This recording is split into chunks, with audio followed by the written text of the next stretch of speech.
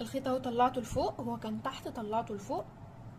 هعديه كده بحيث ان انا اقفل بس الفراغ ده، هعديه كده من تحت.